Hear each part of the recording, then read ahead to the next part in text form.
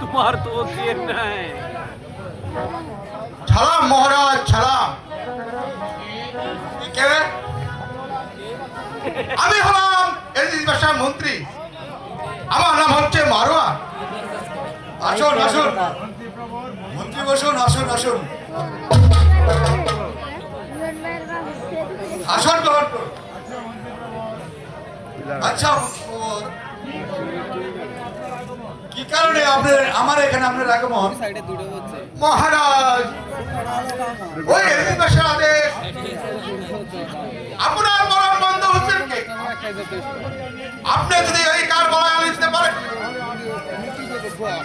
তাহলে আপনার রাজ্য আপনাকে স্বাধীন করে দেওয়া হবে। আরো আরো আপনাকে 10 লক্ষ টাকা দেওয়া হবে পুরস্কার। শোনেন মন্ত্রী ভবন, আমি ব্যতীত আর কে আছে ওই হুসেনকে কার গলায় আলি দিতে পারে? আমি অন্তর পত্র লিখে ওই হুসেনকে কার গলায় আনার ব্যবস্থা করছি। আর 10 লক্ষ টাকা পুরস্কার আমি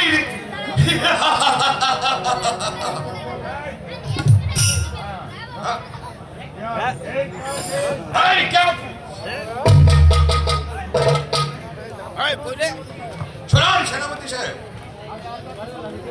আমি আজ রাতে স্বপ্নে দেখিয়েছি এই হযরত মোহাম্মদ মুস্তাফা আমার শেয়ারে বইয়া বসিতেছে আব্দুল্লাহ জিয়ার, আর হুসেন তার ভাইকে হারিয়েছে এবং নিঃস্ব হইয়া চন্দন করিতেছে। তুমি তাকে যথাযথ সাহায্য করো। এই কথা বলিয়া পবিত্র মূর্তি গায়েব হয়ে গেল, আর আমার নিদ্রা ভাগিয়ে গেল। আমার চোখে আর নিদ্রা আসিল না। এই জাগত থাকায় চতুর্দিকে আমার মন ঘুরিতে থাকিল। এখন কি করা যায়? তাই আমি মনস্থ করেছি আমার বিশাল রাজ্য আমি হুসেনকে দান করিব। ভাই সকল, আজ হতে হুসেনের রাতের বাদশা। সেনাপতি সাহেব, আপনি নগরে নগরে ঘোষণা করে দিন এই আব্দুল্লাহ জিয়াদ তার রাজ্য হুসেনের নামে উৎসর্গ করেছে এবং আরো বলেছে আজ হতে হুসেনের রাজ্যের বাদশা। সেনাপতি সাহেব, আপনি অন্ত এখানে পত্র লিখে ইমাম হুসেনকে এখানে আনার ব্যবস্থা করুন। হ্যাঁ হ্যাঁ, আমি তাই করছি।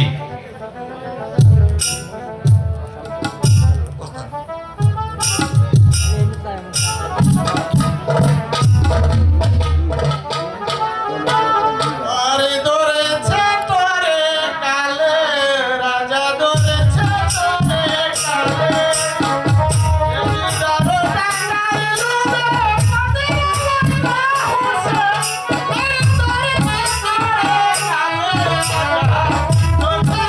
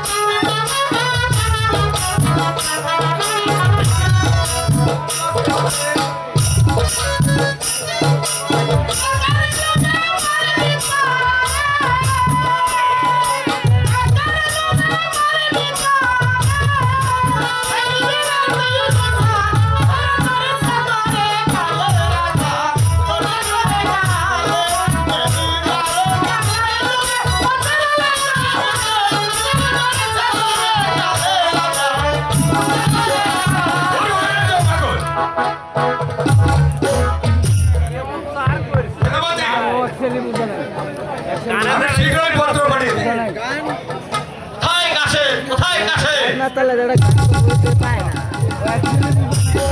হ্যালো সালাম সাহেব, আমাকে কিসের জন্য স্মরণ করেছেন? নাও কাশে, তুমি এই পত্রখানা মদিনা ইমাম হোসেনের নিকট পৌঁছে দিয়ে আসো। আর আমার সাথে রাজ্য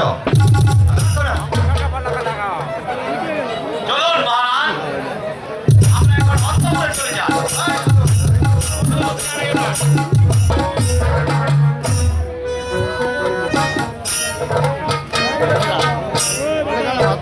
ভাই সাগর,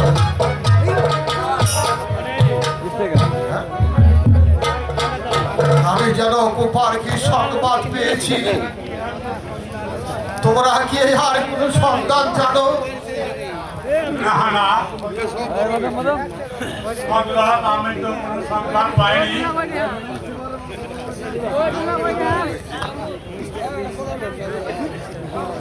সালাম হযরত, সালাম।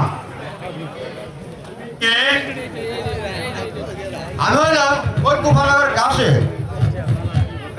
ইমাম হোসেনের একটা পত্র নিয়ে এসেছি। এই নিয়ে আপনার পত্র।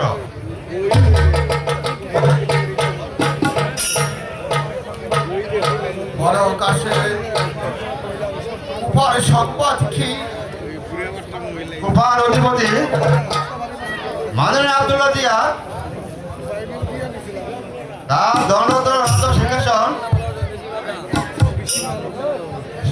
সকালে ইমাম হোসেন নামে উৎসর্গ করেছেন। বাদশা জিয়া তার সিংহাসনে বসবেন না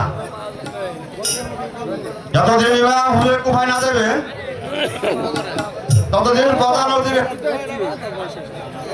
রাজকার দ্বারা বলছেন ভার দিয়েছে। এই দেখুন তোর পরোয়ানা। এখন আমি আসি। শুনলে তো ভাই মুসলিম, চলো এক্ষুনি আমরা ওই কুফায় যাত্রা করিব। আরে ও রে হুসেন, হুসেন তুমি যেও না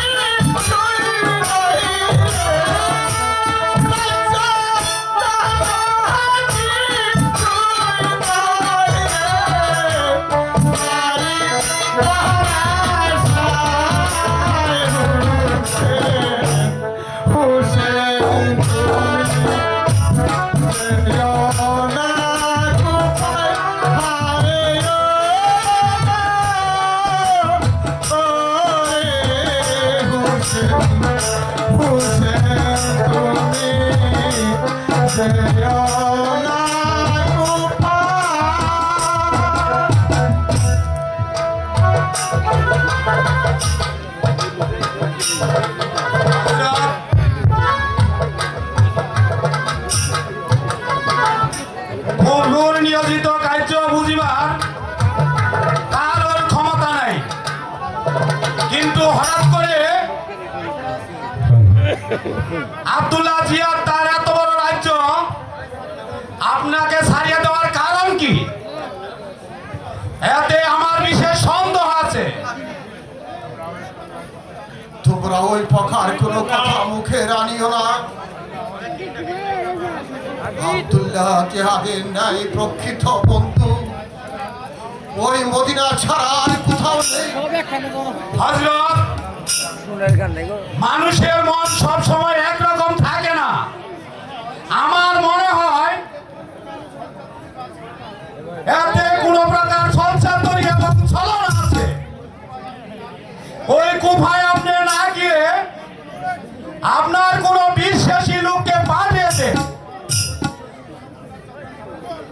কুফার অধিপতি যদি কোনো চক্রান্ত করিয়া থাকে একটু সন্ধান করলে বুঝতে পারবেন। আপনি জানিয়া শুনিয়াই কুফায় যাত্রা করুন। তাহলে কাকে ওই গুফায় পাঠানো যায়? আপনার যদি দয়া হয় এই দাস কুফায় যেতে প্রস্তুত। ভাই মুসলিম, তাহলে তুমি গুফায় গমন করো ভাই। আমি তাই করছি।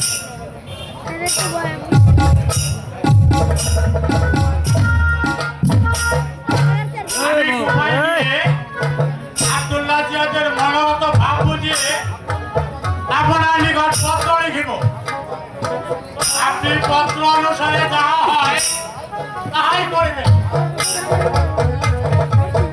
আর যদি জিয়াদ কোন রকম চক্রান্ত করে থাকে তাহলে মনে করবেন এই মুসলিমের শেষ বিদায়। সকলে আপনার কদমে রেখে দিলাম। আমি এখন আছি।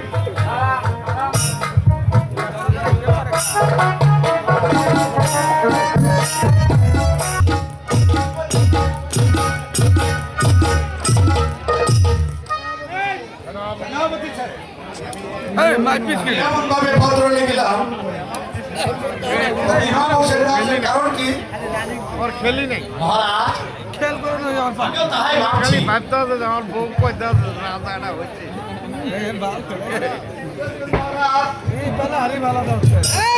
মহারাজ, ওই মহিলাকে কয়জন লোক আসছে? তাই সে লোক তো।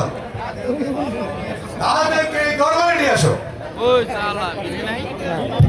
তাহলে আমি দেখা যাচ্ছি।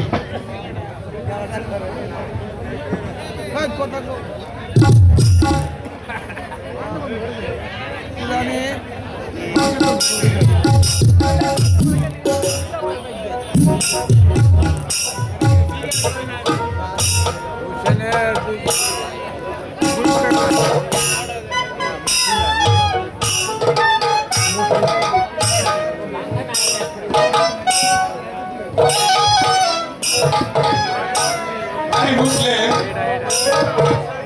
ওই প্রভু না আসার কারণ কি?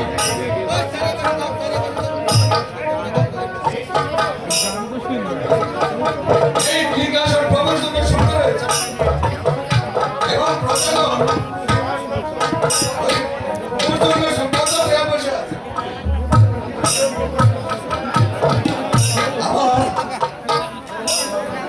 আমার প্রভু কত সারা চায় কিন্তু প্রভু আমাকে কি দিশা বঞ্চিত করলে আমি কিছুই বুঝতে পারলাম না। ইমাম হোসেন শীঘ্রই মদিনা ত্যাগ করবেন, কিন্তু মদিনাবাসীরা সকলেই তিনি আসিতে পারেন নাই। তাই আপনাকে সান্ত্বনা দেওয়ার জন্য আমাকে পাঠিয়েছেন। ভাই মুসলিম, আপনি যখন এই প্রভুর পক্ষ থেকে আসিয়েছে, আপনাকে আমি প্রভুর ন্যায় গ্রহণ করবো। ওই প্রভু না আসা পর্যন্ত এই সিংহাসনের বসুন, এই সিংহাসনের নামের উপর 70,000 বাড়া আসলে এই রাজ্যের বাদশা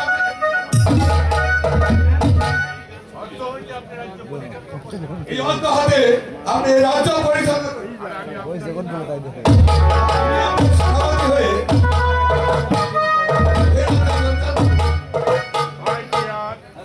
ভাই জিয়াদ, চলুন আমার আক্রান্ত বলে চলে যাই।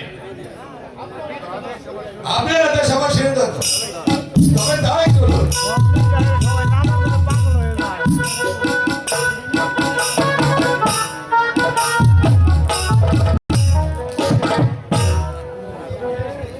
আমি এখানে এসে একটু ধীরে হস্তে ধীরে জিয়াদের কোনো প্রকার চাতুরি বুঝিতে পারলাম না। এখন ইমাম হোসেনকে উভয় আসবার জন্য একটি পত্র পাঠিয়ে দিই। কোথায়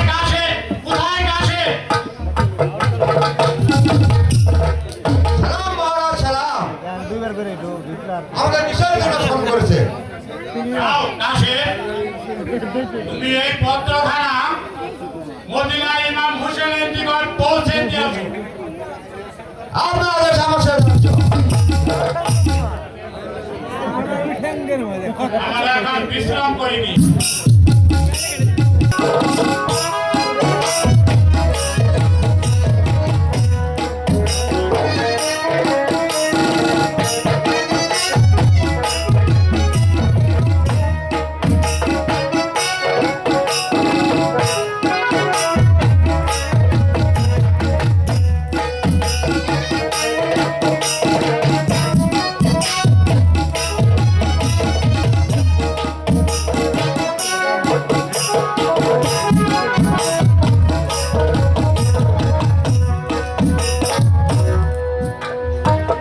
মুসলিমদের কোথায় কষ্ট হলো এখন আমি কোনো সংবাদ নিয়ে এসলো না, তার কারণ কি?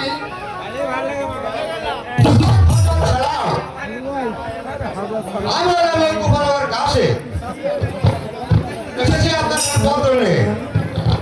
এই যে আপনার পত্র, আমি এখন আসি।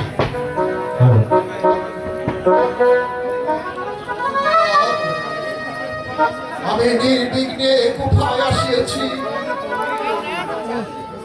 জিহাদের কোনো কথার চাতুরি আমি বুঝতে পারলাম না। রাজ্য পরিচালন এবং প্রজাগণ সকলে যে ইমাম নামে রথ রয়েছে, রক্ত খায় না এখন আপনার অভিরুচি, খায় না আপনি ওখানে চাইলে কোথায় আসিতে পারেন।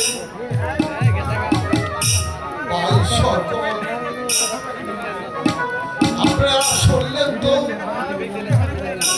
আর বিলম্ব করার কোনো দরকার নেই।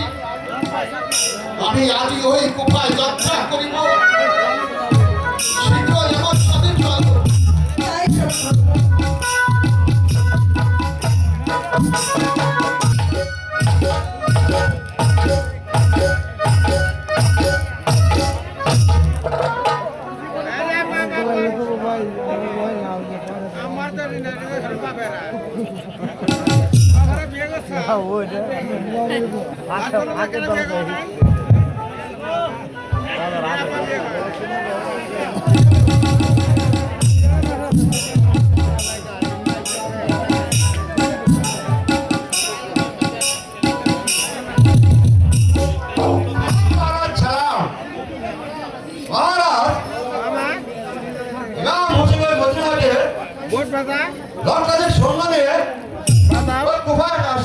খাবা খাবা তো খাবা ভুল করিয়ে ওই কারখানাকে রওনা হয়েছে।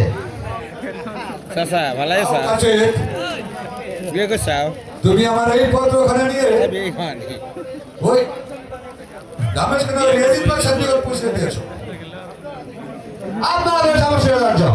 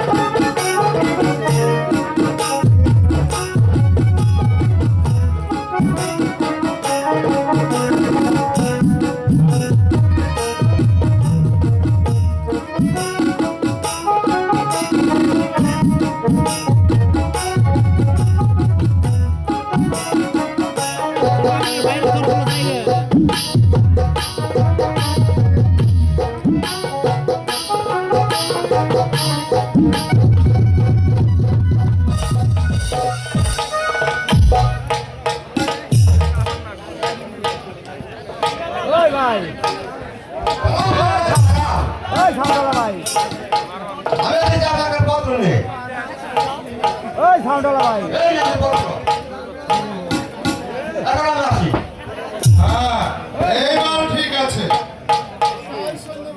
ও ভাই সৈন্যগণ,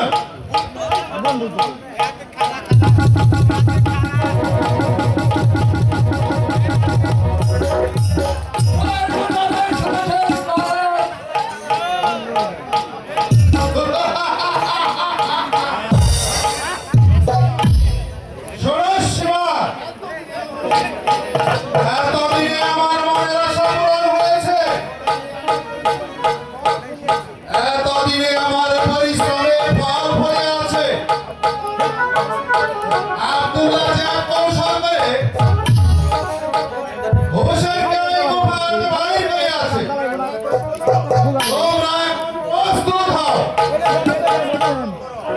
আমাকে অনুসরণ করো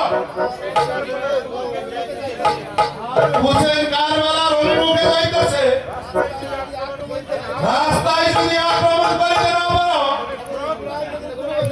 তবে ওই ফুরাত নদীর কুল বন্ধ করে দাও একটি প্রাণীও যেন ওই ফুরাত নদীর কুল দেখে যেতে না পারে সেদিকে লক্ষ্য রাখবে কোনোভাবেই যেন হুসেনের সঙ্গীগণ একমাত্র জল না নিতে পারে তবে আমাদের কার্যসিদ্ধি হবে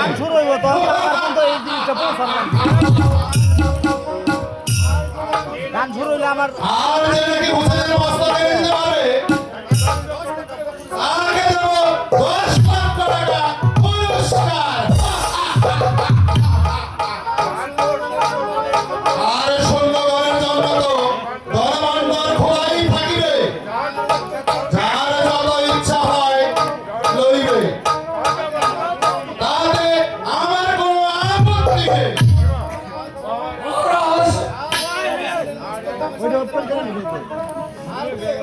আর কেউ এই হুজুরের বন্ধ দামের টাকা রাখতে পারবে না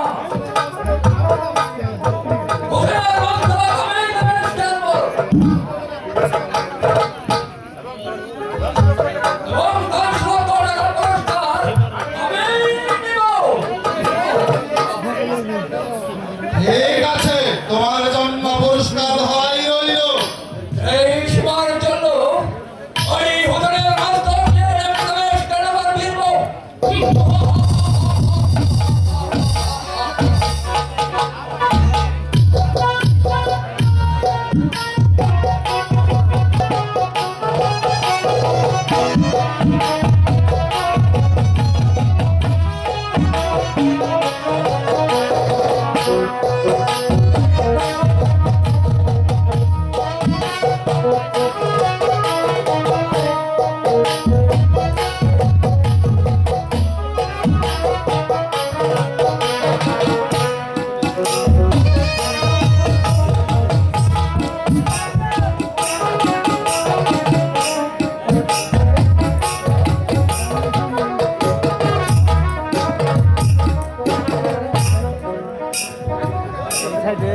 খালি ডলার পেট করে তো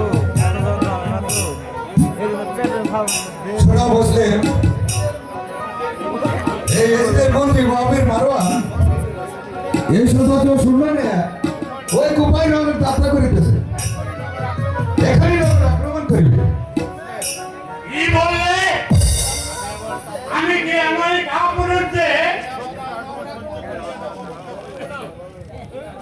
বিনা বাধায় নগর আক্রমণ করতে যাবো শত্রুর আগমন সহ্য করিয়া এই নগর রক্ষা করিব না আমি এখনই সৈন্য হয়ে আমার ওই এদিনের সৈন্যকে প্রতিরোধ করব। আপনি যথাযথ সাহায্য আমাকে করুন নিশ্চয় করবো চলো চলো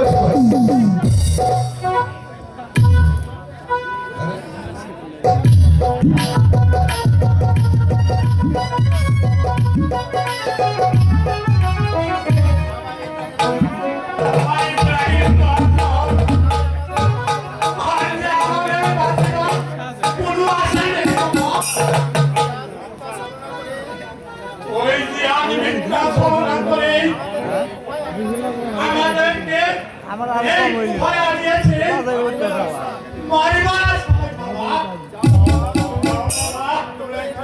তোমরা এখানে ওদের পালিয়ে যাও ওই প্রতিবাদ করিয়ে যাও আমরা যে ওই মদিনার রাস্তা চিনিয়া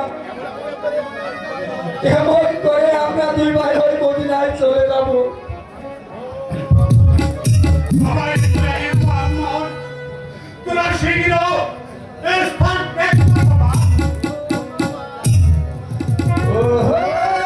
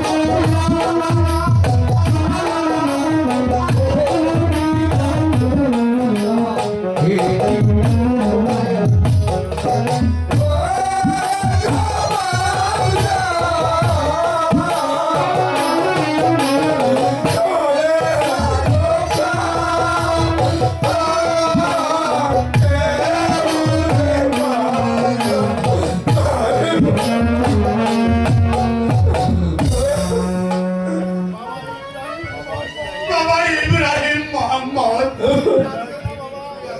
তোরা আর কাঁদিস রে বাবা তোরা এর শেষ কর বাবা আমাদের আর বাঁচার আশা নেই তোরা শিবাই চলে যা বাবা পিতা গো আমরা যে ওই মহিলার রাস্তা ছিলাম কে আমাদেরকে ওই মহিলার রাস্তা দেখিয়ে দিবে কেমন করে আমরা দুবার ওই মহিলায় চলে যাব বাবা ইব্রাহিম মোহাম্মদ এখানে থাকিবার মতো আর যে কোনো সময় নেই বাবা ওই তো জিয়াদ আসিতেছে শীঘ্রই চলে যা বাবা শীঘ্রই চলে যা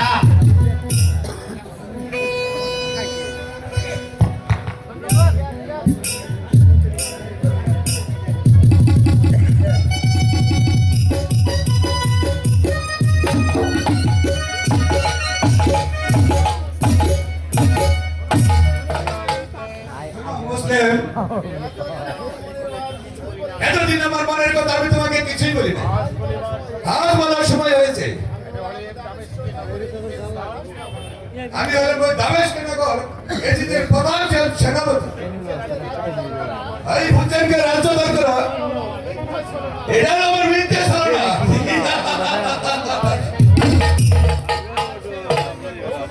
আর এই হুসেনকে কৌশল করে বন্দী করা ছিল আমার মূল উদ্দেশ্য ওরে অর্থনবী বিগলনি কাফে অবস্থার দল ওই লক্ষ টাকার আশায় ওই প্রভু হোসেনের বিরুদ্ধে ধর্ম দিয়েছি ওরে বিগলনি কাফে দূর হওয়ার জন্ম করে আমি কোন কাফের মুখ দেখতে চাইনি শোনো মুসলিম তোমার আর কোথাও যেতে হবে এই কে আছিস বন্দী করে মুসলিমকে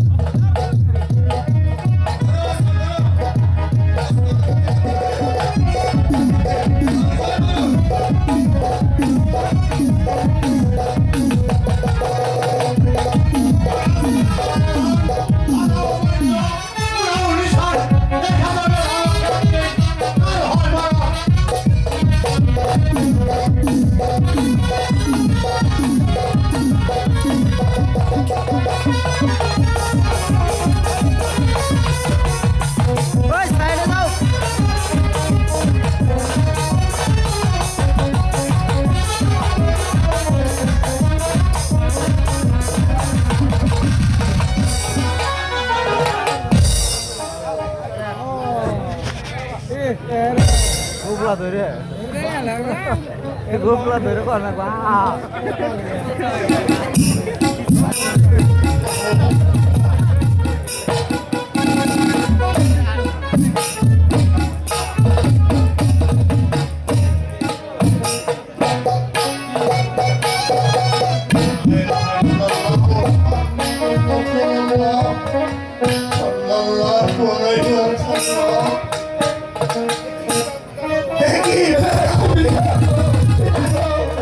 আপনার কি হয়েছে পিতা উঠুন একবার কথা বলুন একবার আমাদেরকে বাবা বলে রাখুন পিতা